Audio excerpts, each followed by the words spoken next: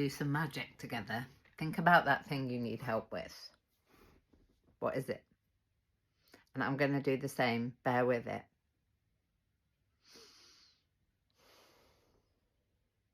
There's a still, soft voice. It doesn't come from the head. It's not ego. It's love. And it's in there. The heart brain. The heart develops before the brain. Still, soft voice. No long-winded sentences, emotion, recruiting you, complex stuff. The heart brain, love, wisdom, is still, it's soft. There's a knowing. You don't need convincing, and there's no emotion. Did you know that? That you've got the answer to everything you need the answer to.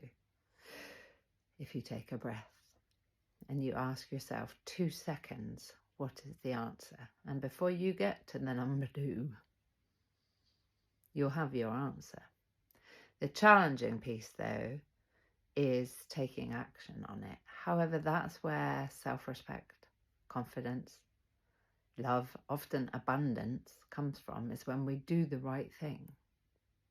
A lot of people don't like themselves, and it's impossible to know if you like yourself if you don't live truthfully.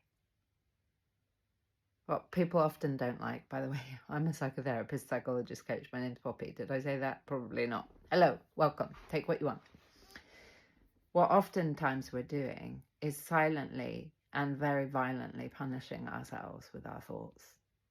This malicious, sadistic, egoic self-attack. And yes, by the way, if you're harsh with you, you will be very harsh and judgmental towards others. That's how it works. So if you're lacking some peace, some compassion, some love, the way you get more of it is to start giving it to your damn self. Not when you've earned it, when you're conscious that you're lacking it. You get to see you and take care of you. You get to honour you. You get to follow through. You get to do what you say you'll fucking well do.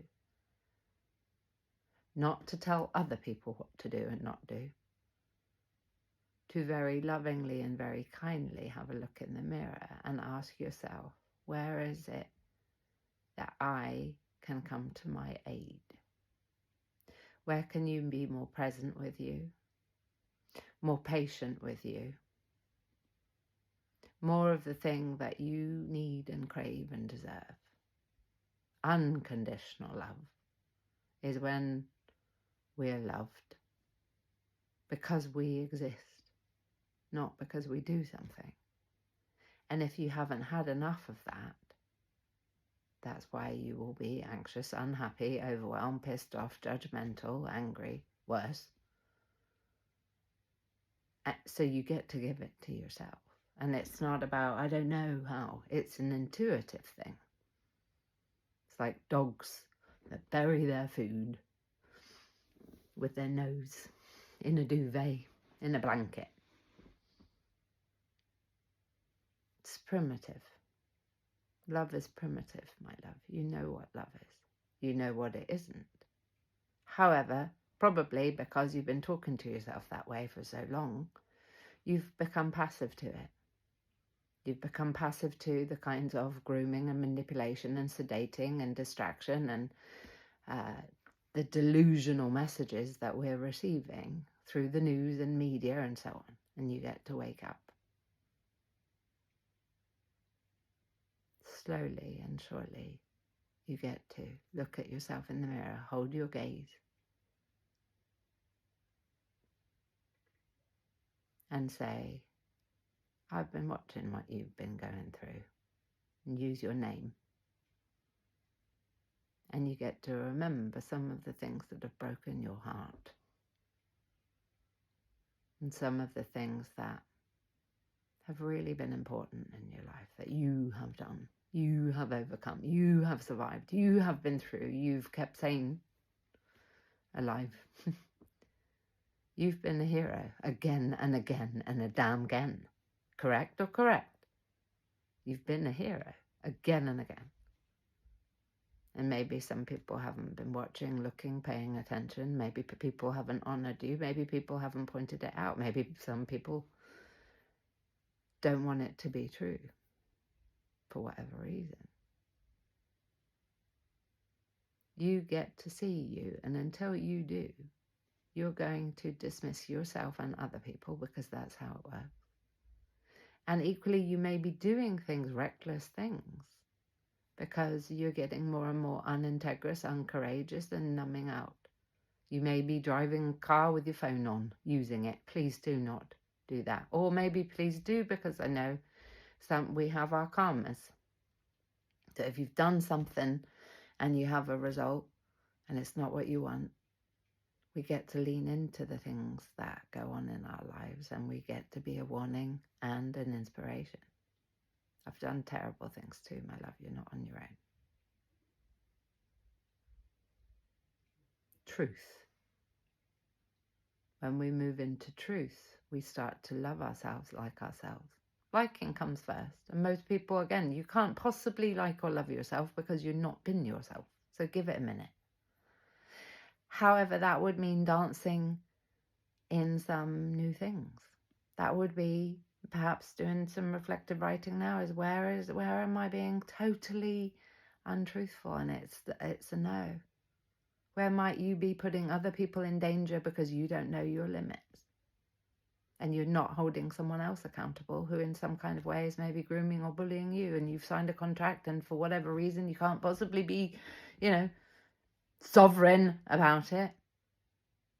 So you do the whatever you do that is an assault on your damn soul. You will be doing reckless things. We do reckless things, humans. However, this could be a wake-up call, a clarion call. This could be your sister saying, hey, love, before it's too late, maybe take control. All is forgiven. I have that on very good authority. I promise you. All is forgiven. However, this egoic, merciless attack, judgment, ego, is a human thing, and some people do not survive it because it's so cruel and corrupt. You get to decide the meaning you give to things, and you get to decide how you feel about things. What you decide you feel will dictate what you do. Pretty much. Our behaviours happen as a consequence of what we're feeling and what we're thinking. You get to decide what this means. You get to decide how you feel about it, and you get to decide what you do. And what other people do, that's their life. I wish I had the courage to live my life rather than the life I thought other people expected of me. Top regret of the dying. I wish I'd had the courage.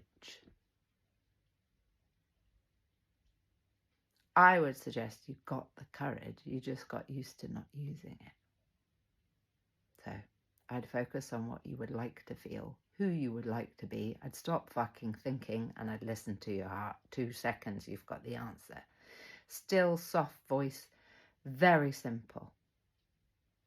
There's the answer. Make your move.